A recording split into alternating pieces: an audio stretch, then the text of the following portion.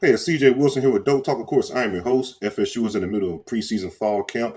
Things are starting to pick up as the Seminoles hosted their first fall camp scrimmage yesterday evening, which was Tuesday evening. The first scrimmage of the fall camp was pretty interesting to say the least in regards to how they got after it. Kind of early with their fall camp, only the sixth practice, but I do like the sense of urgency. And I think Mike Norvell said this was the first practice in full pads, and they have the first practice in full pads. In this setting is pretty interesting. I like it. Throw the kids in the fire, see how they respond. But we're going to go into Mike Norvell's media session in regards to the scrimmage, and then a couple, I guess, pointers that I got from people that was actually at the scrimmage, and kind of put it all together to try to paint a picture for you guys. But before we get started, make sure you guys hit that like button and subscribe to the channel. Again, hit that like button and subscribe to the Doak Talk community. We're going to have a lot of quick hitters coming your way through during the season. It's going to be a real interesting ride with Doak Talk, good or bad. We're going to talk about the results and hang out a little bit. All right, guys, let's jump right into it. Mike Norvell stated that it was a 110 play scrimmage this past Tuesday, which was pretty interesting in my estimation in regards to the body of work. 100, if you ever have 100 plus plays in a scrimmage, that's always a good thing in regards to the amount of work that you got in, the reps and things like that. And also, it shows that you've been within that scrimmage. You were playing with a tempo, right? You, excuse me. You get that many plays within a game type of setting, it shows the tempo, and we know that Gus Malzahn wants to run a tempo type of offense. So 110 plays, we got after it. There was a lot of emotions within the practice as you would, the scrimmage rather, as you would expect with it being the first one in full pads and the scrimmage situation as well. Um, I guess one of the downsides of the practice was that the team started out in Doak Campbell Stadium. It was their first time in Doak Campbell Stadium since last season, rather, because, of course, during the spring, the stadium was closed with the renovations and things like that. But they were only under the lights for a few minutes. I think Mike Norvell said they had like 10 plays in Doak Campbell Stadium due to weather. If you guys are located within the Tallahassee area, you know it was storming pretty much throughout the day. So the practice, the scrimmage rather, had to be moved to the indoor facility and finished up there. Mike did say it was a physical practice. We need to get better with technique and pad level, which is common within the first scrimmage, first full padded practice, whatever you want to call it, which is common within this point of spring. I'm not spring, I'm sorry. It's common within this point of fall camp. He did state there are some foolish penalties that need to be cleaned up, so we need to address that as well in regards to being more disciplined and clean throughout and still playing a physical brand of football. Let's get into some of the individual performances that stood out in regards to Mike Norvell. I said Tommy Castellano played really well. We had a couple deep balls hit. The offense kind of got clicking early on within the scrimmage and started off on a strong point. Um, and hearing him talk about Castellano again, it's been a trend, right? He keeps stacking up good days, stacking up good days, stacking up good days, which is the main take, the most important part to me, because we know Thomas Castellano is talented, right? We've seen it within our own eyes, within him playing against Florida State and other teams. Now we also see Thomas Castellano be inconsistent and struggle in some situations as well. So that was the main thing for me in regards to when we first acquired Thomas Castellano within the transfer portal. Okay, we know he has elite big play potential and things like that, but can he be consistent and play good down in and down out? And so far within fall camp, that has been the case. If he can continue with that and continue to stack good days and be consistent, of course, that'll translate to the season, which will be a very good thing for FSU. If Thomas Castellano could be a steady figure throughout the season, it could be some good things. Yeah, so like I said, the deep ball was hitting. He did have a really nice deep ball to Deuce Robinson down the sideline, and Deuce made a hell of a catch, man, a real strong catch. Shout out to Jeremiah Wilson too. He was beat initially in the coverage, but with I guess Thomas threw the ball, it was slightly underthrown, and Deuce had to, which gave Jeremiah time to catch up and try to make a play on the ball. Did a hell of a job of getting his hand in and trying to strip the ball away from Deuce, but Deuce had a firm grip on the ball, two hands on the ball, and it was to no avail. So I saw two things within that play. Of course, Deuce making a hell of a play and finishing it, but Jeremiah Wilson being beat in the situation and not necessarily panicking and still playing it the right way, getting his hands at the right time, exactly where the ball had landed to try to get the ball out. It was just a better offensive play. So I love what I saw out of that clip. It was on the FSU's Twitter page. They did post it and things like that. So love what I saw out of that clip in regards to what the competition. This Deuce Robinson making a play on the ball. This is the all around competition. Did state that Randy Pittman made a few plays as well. The tight end, he keeps making up good plays. And also, Thomas Castellano used his legs too, which we knew he could do, but we wanted him to continue to do that. Now, this was an interesting takeaway as well. Brock Glenn hasn't practiced the last couple practices due to Mike Norvell. So he has some minor nicks and bruises, that nothing that's going to be lingering, anything like that. But I say that to say this: with Brock being out, true freshman quarterback Kevin Sperry got majority of the second team reps within the offense, and he did pretty good. He got a big chunk of the reps, like Mike said. He did pretty good. Was even killed. Made some plays, of course, with some freshman mistakes, but he has a good command of the offense, and the moment didn't seem too big for him.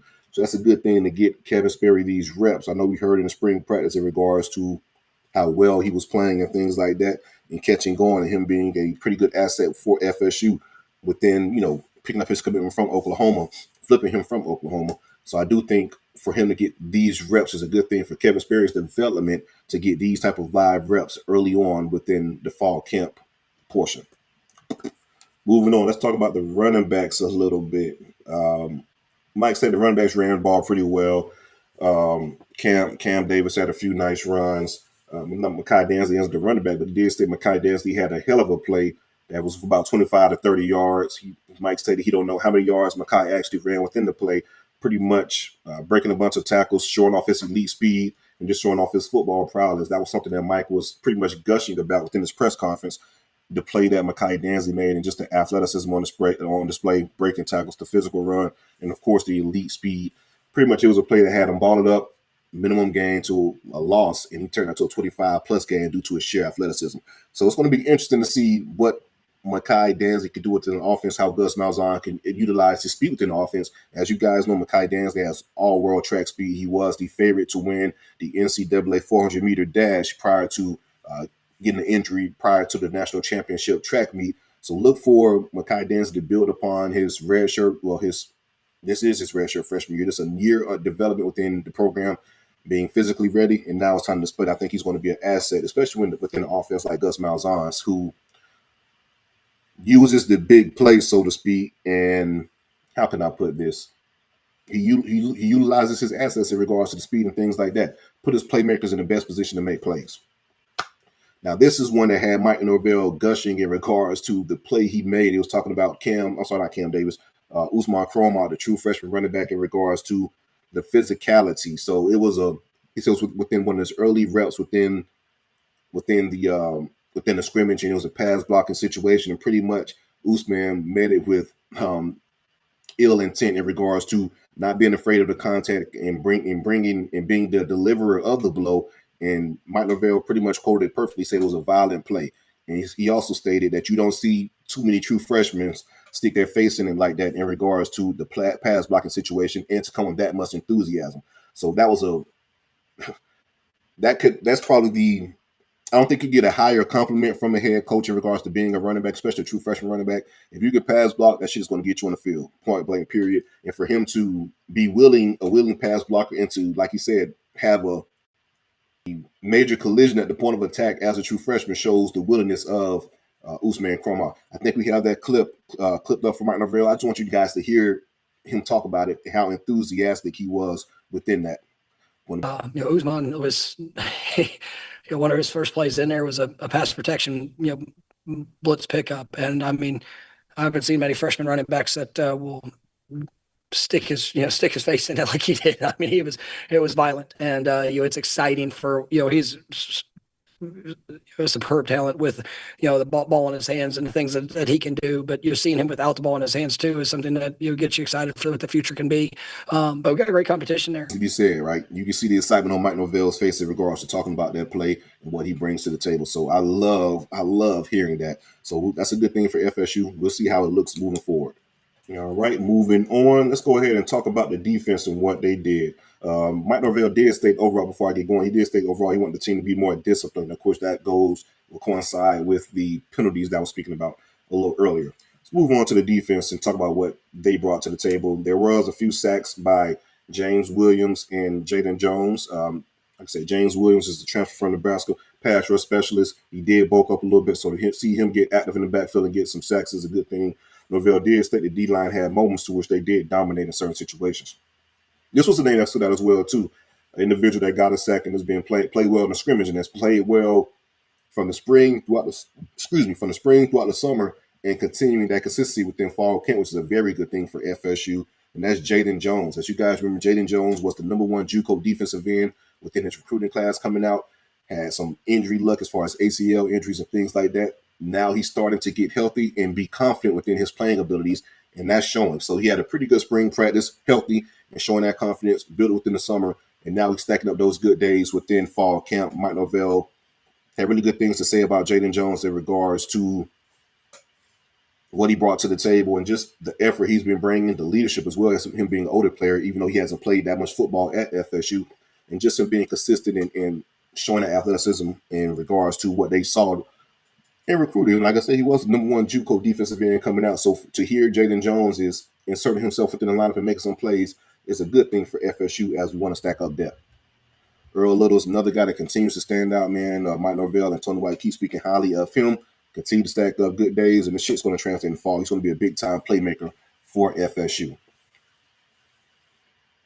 This was an interesting one to me. Kai Bates, the redshirt freshman cornerback. Like I said, he was a part of that big recruiting class. We brought in Kai Bates, Jamari Howard, Charles Lester, and a few others within that recruiting class. He's starting to make some plays. Mike Norvell said he had a really big physical play that stood out, and he's had a good camp thus far in regards to stacking up those days. I think Kai Bates is kind of, I don't want to say separating himself, but more so entrenching himself within that second team lineup. I think he's going to be, he has the fast track to be getting some reps for FSU this fall and probably be the #2 cornerback in regards to the second team, which is a good thing. I think Kai Bates has a lot of talent. FSU ended up flipping him from the Tennessee Volunteers. He's from the Orlando area. I really like Kai Bates and what he brings to the table.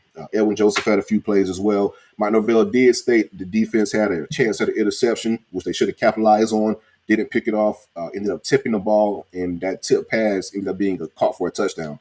And you can't have that. You got to capitalize on those opportunities, because if you miss an interception or a give me play like that, you have a tip situation like you did, or the very next play, it typically goes this way. You give up a big play on defense, and we could have ended the drive and, got to turn over the previous play with interception. So that's something we have to do in regards to we have to work better at, and that's finishing plays. You could be right there, but being right there is not enough. That's why you hear people say finish the drill, finish the line, don't jog across the line, whatever it may be. If you're running sprints, this is a prime example of that. You want to finish the play. So that's something that FSU needs to work on in regards to finishing the play.